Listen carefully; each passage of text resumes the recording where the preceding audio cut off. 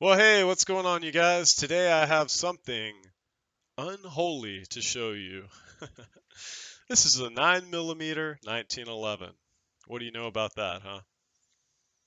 It's a great gun, I want to say that. This is an old one, you guys. This is made in 1985 by Springfield. This is the first year they put the 9mm. It says model of 1911 A1 caliber 9mm. On the flip side, you see that the logo, the Springfield, it's right here. It's in the back. It's not up in the front like the newer ones. Springfield Armory. And then real finely here it says Springfield Armory, Ganoso, Illinois, USA, and then NM 1994. NM 1994. That's the serial number. Now that 1994, when I first saw that, I thought that was the year of production for this gun. And until I called Springfield, then I learned this is the first year they produced the 9mm 1911A1, uh, which of course is a military, you know, this is a mil spec gun. Even it retains the safety on the newer mil spec ones they make. You don't see that safety that looks perfect like that. You guys, this gun, I also learned this, and this is a fact that I need to bring up. That prefix, if I can get my camera to focus real close, I want you to see. There it is. Springfield Armory, Ganoso, Illinois, USA, NM 1994. Now, I read this today and I just want to share this with you guys. This is, I believe, a very credible source. And what this man says, he says he had a recent telephone call with Springfield and he was told that the N prefix guns are mostly manufactured and assembled in Brazil, and the NM prefix guns have a somewhat higher percentage of assembly done here in the USA. I was also told that the SA mil-spec pistols are entirely manufactured and assembled in Brazil. So hopefully, take it for what it is. This is on a 1911 form. That's the actual name of the website. So this one being NM, this is probably a roughed, forged lower and upper, and then all the fine work and the finalization and the assembly is probably done here in the U.S. But you would really need an expert to know that. But if anybody does, please let me know. Leave a comment because this gun shoots great, you guys, and that brings me to the best part of the review. I'd say just the shooting. This unholy thing, the 1911, did we not learn in the Filipino insurrection? Yes, we moved to the 45 ACP. We needed a man stopper. The 38 caliber guns were not killing the natives that were drug induced. And, you'd find a dead soldier with a spear in his chest and then a dead native with 6 shots in him. But the native was getting shot and then, well, he still had enough energy left to spear you, or that's apparently what many reports would state. So they moved up to the 45 ACP, and there was lots of 45s that tried to move in during that time period. Different ways they could shoot a 45 caliber, but then the Colt 1911 pretty much came along, and well, the rest is history. But and that's my point. So why would they put this in the German 9mm Parabellum caliber that we all love? But I'm just making the point. This is the unholy 1911. This is the sinful one right here. But it shoots great, you guys. It's so easy to manage the recoil. You can just smack plates. Accuracy on this. I have a Springfield range officer in the 45 caliber, and that does put 5 shots in one hole at 25 yards. This gun, it puts 5 shots within 3.5 to 4 inches at 25 yards. It's not quite as accurate as that range officer, but this isn't a target model, kind of like the range officer is either. Range officer has a real tight bushing. You almost need a tool to take it out. At one point, I thought the bushing made all the difference, and I bought a national match bushing for this exact gun, hand fitted it with sandpaper, took my time. It changed the point of aim slightly off the sights and didn't really improve the group size.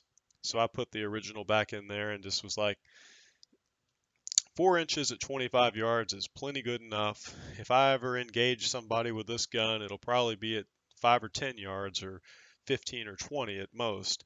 and that's 2-inch groups or better most of the time with this gun. And at 10 yards, it puts them all in the same hole. So you get the point. Plenty accurate, pleasure to shoot. 9mm used to be like $10 a box. I wish it'd fall back down. I recently bought 9mm Winchester white box at $17.25 a box here in Texas. So prices are coming down, but get it when you get the opportunity. I still see it sitting around $24 mostly. So I love the standard military sights. Now, if I wanted to turn this into a target gun, then I'd probably get a new barrel for it and redo the bushing, and then I'd get millet, the high sights, the real target match sights. But this, for a carry gun, or just something to plink with and, something to rely upon, I just take a little nail polish, put it on the front sight, and that is dead on, you guys. You can even see the factory mark right there, where that was supposed to align, and it's dead on.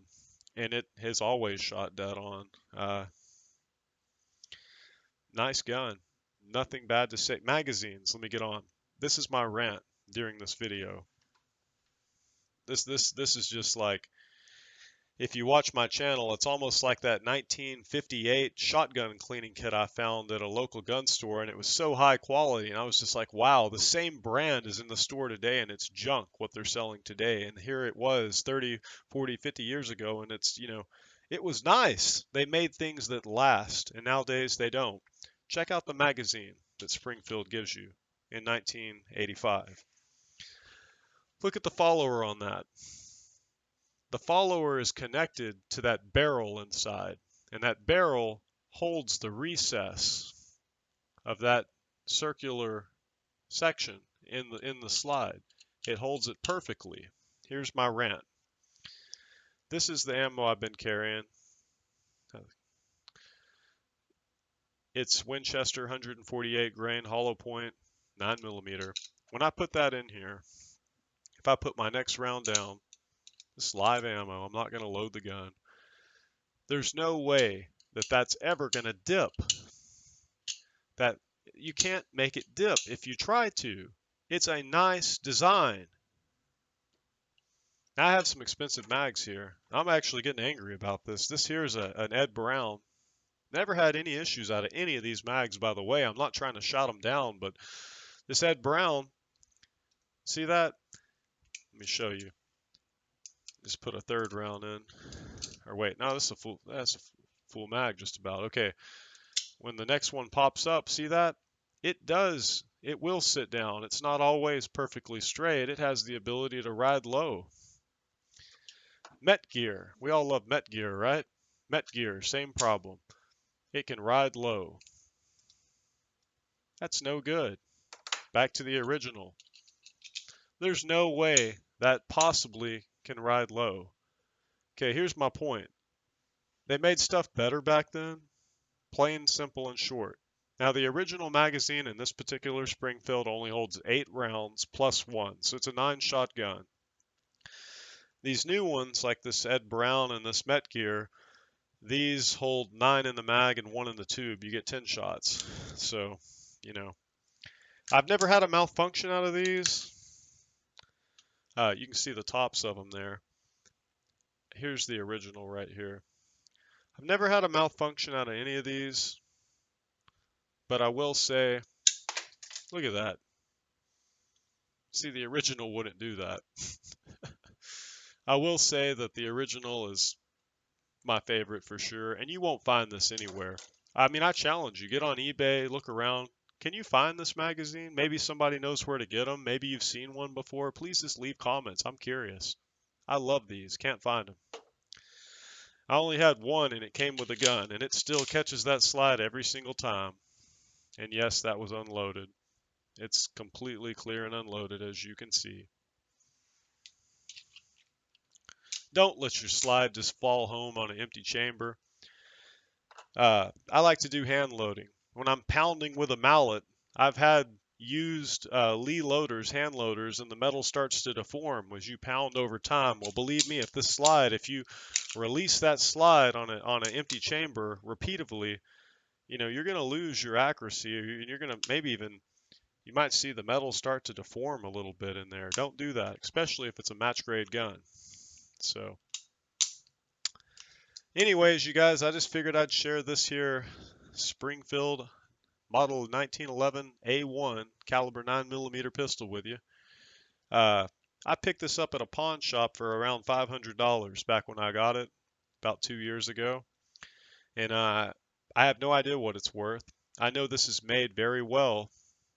This is actually made probably better than what they're making nowadays. I would really think so. The only changes I've made to the gun, I have a Wilson Combat bushing uh, in between the spring and the back of the inner guide rod. That just so when the I can actually feel that rubber when I do that. There's no metal on metal contact there. I could show you exactly what I'm talking about, but just Google it. It's a 1911 little rubber bushing uh, on the recoil spring in the gun. Just makes it a little softer shooting. It's blue color. It's Wilson Combat. Uh, anyways, so that's what I have to say. You've heard my rant on the magazines and how they just don't make them like they used to, and they really don't.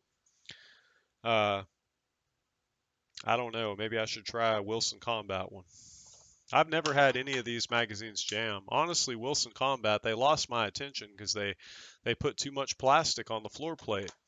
Look at the floor plate on this one. This is the good one. You can take this one apart and clean it. Can't take these apart. I don't mind that though. I mean, at least I know it's solid. It's not going anywhere. You guys get the point. I just wish that quality over quantity. I'll pay for it. I mean that. And I think a lot of other people feel the same way. Well, anyways, you guys have a blessed day. Thank you so much for checking out my channel. Now that there is what I had to say on the gun part of the review. Now, don't go, because this is going to be a fun passage of scripture we're reading today.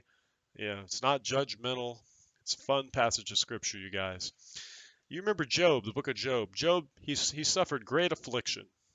This man, he's arising early in the morning, making sacrifice and praying for his sons, saying in his heart, perhaps they've cursed God or they've sinned in their hearts. This was a godly man. He loved his family, but his family were pretty messed up just from reading the first few chapters of Job. And his wife turned out to be real bitter in the end. Like, I think she told him to curse God and die when he was pretty much lying or sitting down in a field, picking at sores on his body. Or this guy, he lost everything. And what do you do in the Old Testament when everything falls apart? You rent your garment and, you hit the ground and get right with God. And, well, anyways, when Job is undergoing all this suffering, let's listen to the wisdom of Bildad. Okay, the wisdom of Bildad. I have a list, the New American Standard right here that I'm looking at. Bildad says, God rewards the good. This is chapter 8, starting in verse 1. Then Bildad the Shuhite answered, how long will you say these things, and the words of your mouth be a mighty wind? Does God pervert justice, or does the Almighty pervert what is right? If your sons sin against him, then he delivered them into the power of their transgressions.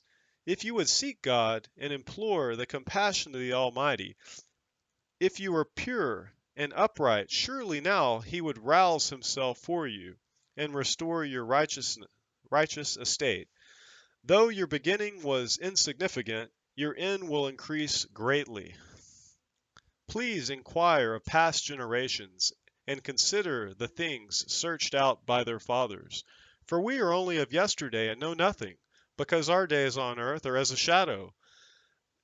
Will they not teach you and tell you?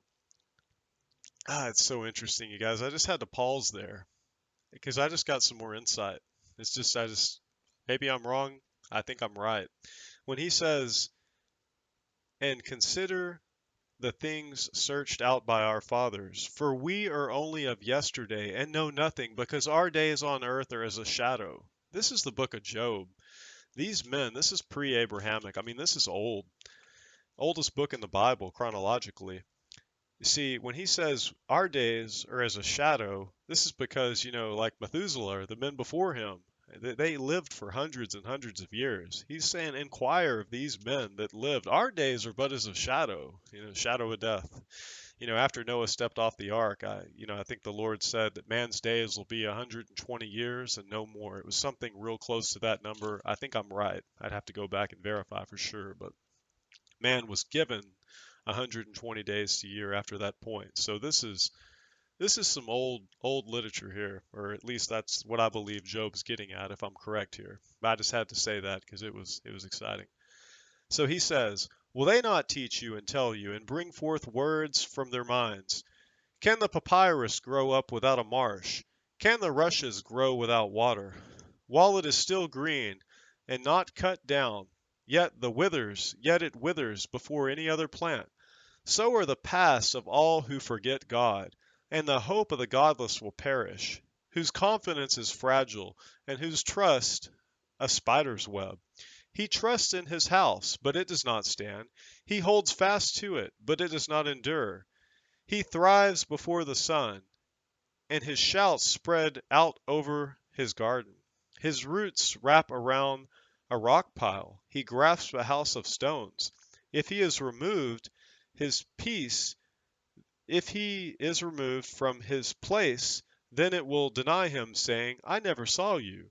Behold, this is the joy of his way, and out of the dust will others will spring. Lo, God will not reject a man of integrity, nor will he support the evildoers. Yet he will yet fill your mouth with laughter, and your lips with shouting. Those who hate you will be clothed with shame, and the tent of the wicked will be no longer. It's just a neat section, you guys. That's chapter 8 from the book of Job, just some of the wisdom of Bildad the Shuhite. Of course, nobody exactly knew what was going on here until God spoke to Job, if I remember right, in the whirlwind, and answered him. And there were many others that have a cause against him as to why are all these terrible things happening to you. They figured maybe he sinned, maybe this, maybe that. But ultimately, if you read the beginning chapters, Satan's up there, and he pretty much said, does Job not he pretty much tried to make the argument that it's because you've blessed him. You've put a hedge about him. You've blessed him. But if you strip him from what he has, all his material possessions, will he not, fall down and renounce you or curse you or whatever the devil tries to say? But God knew his servant Job would never do such thing. And just, it's an awesome book. Very fun piece of literature. So check it out sometime. And you guys, if you can find one of these older Springfields, these are quality guns. Very precise, everything very exact. If you ever see that marking back there, the logo, that's how you know it's one of the old models. They put them in the rear.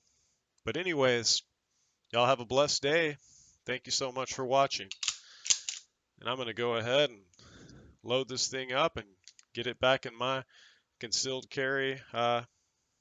Well, I've actually been carrying this thing lately, you guys. It just shoots so well. I typically use this holster. Or I have this one too, and I even have this guy here with another mag in it. So just depending on how I want to carry it. But it's a nice gun. It's fun to shoot. A lot less recoil, faster follow-up shots. Nothing wrong with these things. If you ever let the hammer down like that on a live round, my recommendation, you can pinch it. When you pinch that hammer, that moves the grip safety. They designed it that way. You can let it down real slowly. Just be careful. Aim it in a safe direction if you're going to do that on a live round.